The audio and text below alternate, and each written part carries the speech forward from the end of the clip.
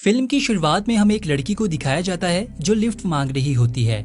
ऐसा लगता है कि जैसे इसकी गाड़ी खराब हो गई हो। एक ट्रक ड्राइवर इसके पास इसकी मदद करने आता है, लेकिन औरत इसे नजरअंदाज कर देती है, इस डर से कि कहीं वो इसके साथ बुरा भला ना करे। इसके बाद एक अच्छा नजर आने वाला शख्स आता है और लड़की भागकर इसकी गाड़ी में बैठ जाती है। लेकिन अफसोस इसका ये फैसला अच्छा साबित नहीं होता, क्योंकि इसे अपनी सीट के नीचे मरे हुए इंसान का हाथ मिलता है, जिससे ये साबित होता है कि मासूम नजर आने वाला शख्स दरअसल सीरियल किलर है। अगले ही लम्हे वो अपनी कार को रोककर रेंच पकड़ता है और औरत को मौत के घाट उतार देता है। सीन शिफ्ट होता है और कुछ दिनों के बाद एक बस जिसमें कई मुसाफिर सवार होते हैं इसी सड़क पर जा रही होती है। इस बस में एक वोंग नामी शख्स है जो कि एक इंश्योरेंस एजेंट होता है। ड्राइवर टोनी सबको बताता है कि कुछ दिन पहले इसी जगह एक औरत लापता हो गई थी। इसी दौरान रेडियो पर एक ऐलान सबको सुनाई देता है कि एक हादसा हुआ है जिसकी वजह से तमाम सड़कें बंद हो गई हैं। मुसाफिरों में से एक शख्स जिसका नाम ली होता है कहता है कि इसने अपने काम पर वक्त पर पहुंचना है, जिस पर ड्राइवर टोनी कहता है कि वो एक दूसरा रास्ता जानता है और सब बस वालों से पूछने के बाद किसी को भी इस पर एतराज नहीं होता और ये बर्बादी का सफर शुरू हो जाता है। रास्ते में वो एक लंबी सुरंग में दाखिल होते हैं जिसके बारे में टोनी कहता है कि वो इस टनल को पहली बार देख रहा है। इसके बावजूद वो गाड़ी चलाता रहता है, लेकिन अचानक से एक आदमी बस के सामने आ जाता है और बस को रोक देता है। हर कोई घबरा जाता है कि वो अंधेरी सुरंग के बीच में क्या कर रहा है, लेकिन वो शख्स मुसाफिर निकलता है और वो भी बस में चढ़ जाता है। ली जो कि अखबार पढ़ रहा होता है, इसे पता चलता है कि ये आदमी एक क्रिमिनल है। वो छुपकर छुरी निकालता है। बस में दो खवातीन होती हैं, एक का नाम सारा जो कि मॉडल है और दूसरी जैंग जो कि प्रेग्नेंट होती है। बच्चों में दो बहन भाई, एक का नाम पार्क और दूसरे का नाम फेंग होता है। टोनी देखता है कि 20 मिनट से बस चल रही है और अभी तक सुरंग क्रॉस नहीं हुई। टोनी को शक होने लगता है कि कुछ तो गड़बड़ है। वो जानता है कि मुल्क की सबसे लंबी सुरंग सिर्फ 11 किलोमीटर लंबी है, जिसे क्रॉस करने में तकरीबन 10 मिनट लगते हैं। इसीलिए सब वापस जाने का फैसला करते हैं जिस रास्ते से वो आए थे। लेकिन हैरत की बात ये है कि पूरी रफ्तार से सफर करने के 30 मिनट बाद भी वापसी का रास्ता नजर नहीं आता। ये एक ना खत्म होने वाली अंधेरी सुरंग है जिसमें किसी दूसरे जानदार के आसार नहीं दिखाई देते। खौफजदा होकर ड्राइवर टोनी बस को रोकता है और बाहर निकलकर मुआयना करता है। लेकिन अजीब बात ये है कि प्रेग्नेंट लड़की को अपना मोबाइल फोन मिलता है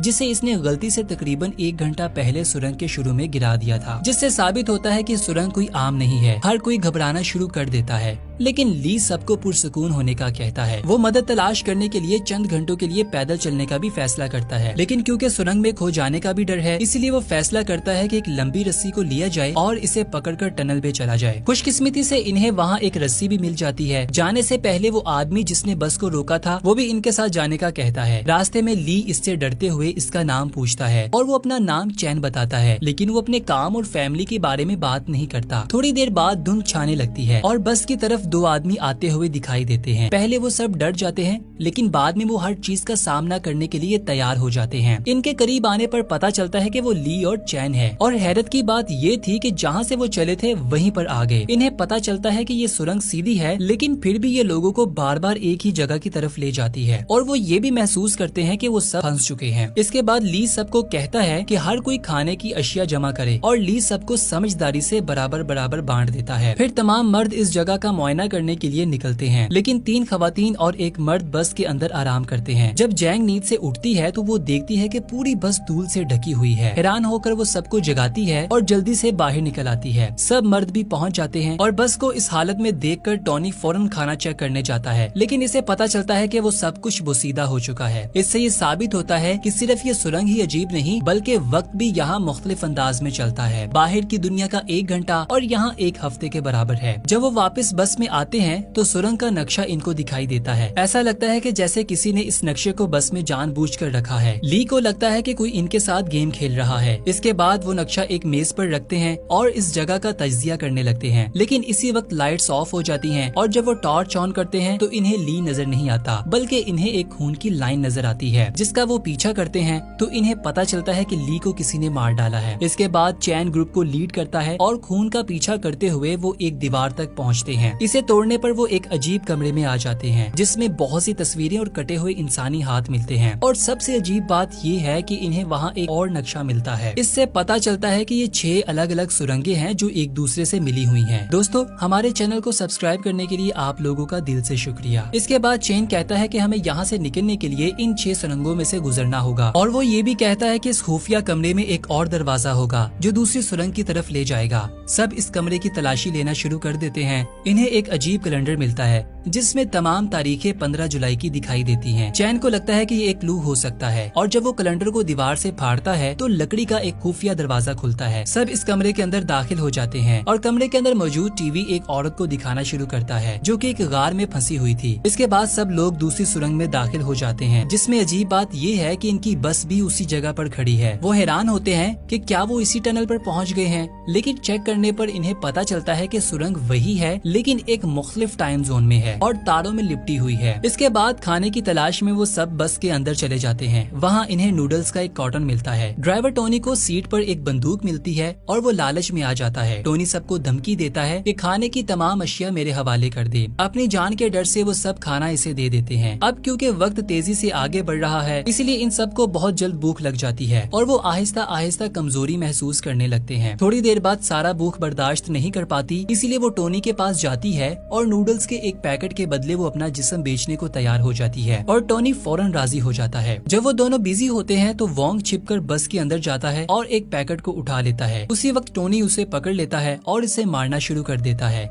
लेकिन इससे पहले कि वो इसको मारता कोई इसे पीछे से वार करके मार देता है। जल्द ही सब जमा हो जाते हैं और ये देखकर हैरान रह जाते हैं कि वोंग को बहुत भूख लगी होती है, इसीलिए वो खाने के पैकेट की तलाश में बस के नीचे झांकता है तो इसे वहाँ एक मेन होल नजर आता है। सब मिलकर बस को धकेलते हैं और इन्हें वहाँ एक मेन होल नजर आता है। सब इसमें दाखिल हो जाते हैं और वो एक अजीब से दिखने वाले कमरे में पहुंच जाते हैं जिसमें कुछ अजीबोगरीब तस्वीरें और इंसानी आज़ाबी दिखाई देते हैं। टीवी पर दिखाया जाता है कि पहले की औरत को अब गार के अंदर पानी में डुबोया जा रहा है। सभी उसे नजरअंदाज करते हैं और बाहर निकलने का रास्ता तलाश करते हैं। दोबारा वहाँ वही कैलेंडर नजर आता है। इसे हटाने पर एक और खुफिया दरवाजा खुलता है। जल्द ही हर कोई उससे गुजरता है और वो आखिरकार तीसरी सुरंग तक पहुँच जाते हैं। लेकिन हैरत की बात ये है कि ये सुरंग पहले से ज्यादा गीली और गहरी है। बस भी वहाँ मौजूद है लेकिन इसे चूहों और सांपों ने घेरा हुआ है। वोंग को बहुत भूख लगती है इसीलिए वो कुछ बोसीदा नूडल्स खा लेता है, इसीलिए इसकी भूख में और ज्यादा इजाफा हो जाता है। वोंग की ये हालत देखकर जैंग को तरस आता है और वो इसे बिस्किट देती है, लेकिन वोंग पूरा पैकेट देने का कहता है। जब वो इनकार करती है तो वो बंदूक निकालता है और बंदूक की नोक पर सबका खाना चुरा लेता है, लेकिन इसके बाद भी इसकी भूख खत्म नहीं होती। वोंग कहता है कि जब भी इनमें से किसी की मौत होती है तो इन्हें एक खुफिया रास्ता मिलता है, मतलब कि इन्हें वो दीवार मिली जब ली को मारा गया और मेन होल तब मिला जब टोनी को मारा गया, इसलिए वो बाकी बच जाने वालों में से किसी एक को गोली मारने की धमकी देता है। चैन इसे पुरसुकून करने की कोशिश करता है लेकिन वो इसकी नहीं सुनता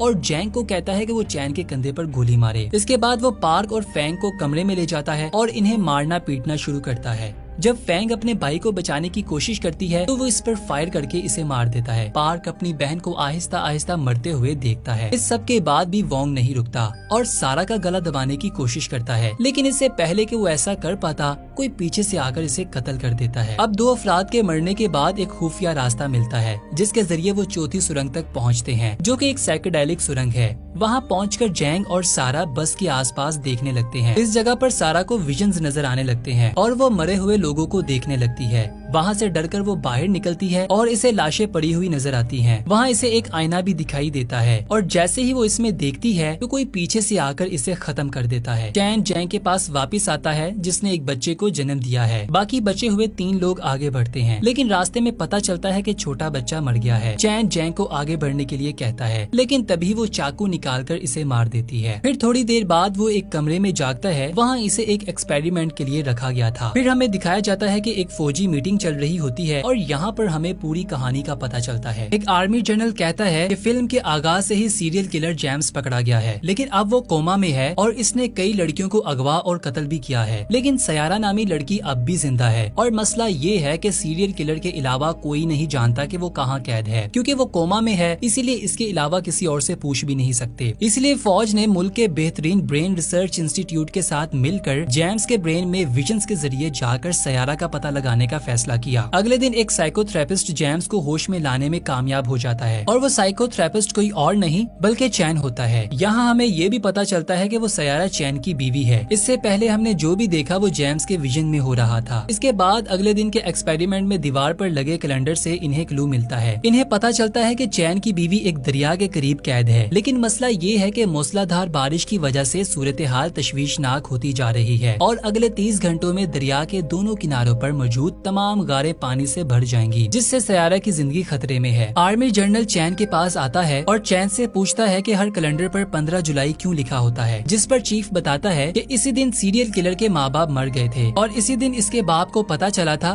कि इसकी माँ का एक ड्राइवर के साथ नाजायज ताल्लुक है और दोनों के दरमियान झगड़ा हुआ, जिस पर इसकी माँ ने इसके बाप को छुड़ा घोंप दिया। जब चैन जेम्स के दिमाग में दाखिल हुआ तो इसका मिशन टनल से बाहर निकलना था ताकि जेम्स कोमे से जाग सके। इसीलिए इसने ये नहीं सोचा था कि इतनी शख्सियत होंगी। इसीलिए चैन को इन सब से बातचीत करनी पड़ी ताकि वो अपनी बीवी की कैद के बारे में जान सके। चैन का असल मिशन असल मुजरिम को तलाश करना था। ली एक बेहतरीन शख्स था जो जेम्स से मुशाहबत रखता था। चैन ने सोचा था कि ली जेम्स को इस ग्रुप से बाहर निकाल सकता है, लेकिन बदकिस्मती से वो सुरंग में लाइट जाने के बाद अचानक गायब हो गया। दूसरा शख्स ड्राइवर टोनी था जो कि एक गुस्सीला आदमी था और ये भी जेम्स से मुशाहबत रखता था। तीसरी और चौथी शख्सियत वोंग सेल्समैन और मॉडल सारा थी जो जेम्स के माँ बाप से मुशाहबत रखते थे, क्योंकि जेम्स का बाप सेल्समैन और माँ एक मॉडल थी। पांचवी और छठी शख्सियत वो जुड़वा बच्चे थे जो इसके बचपन की शख्सियत से मुशाहबत रखते थे। लेकिन एक और शख्सियत है जो बस में नहीं थी और वो हमेशा अंधेरे में छिपी रहती थी। ये वो शख्सियत है जिसने ली, टोनी और वोंग को छिपकर कत्ल किया था। लेकिन मजीद जानने के लिए चैन को एक और तजर्बे की जरूरत थी। अगले दिन चैन बराह रास्ता जेम का सामना करता है और अपनी बीवी का ठिकाना पूछता है, लेकिन जेम्स इसे कुछ नहीं बताता